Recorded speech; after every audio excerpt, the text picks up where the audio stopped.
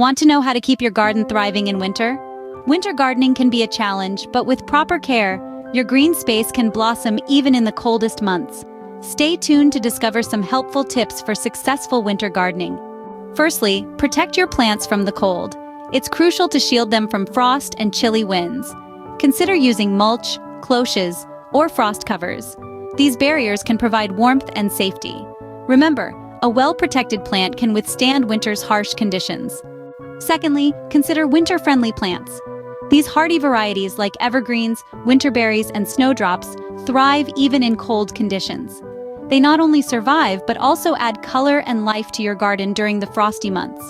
Choosing the right plants can make a huge difference in your winter garden. Thirdly, water your plants wisely.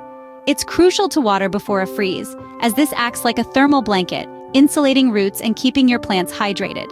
This simple yet effective step ensures your garden thrives, even in the frost.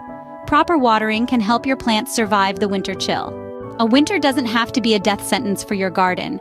Remember, take steps to protect your plants, choose those that thrive in winter, and water wisely. Remember to like this video and subscribe to our channel for more gardening tips and tricks. Keep your garden green, even in the winter.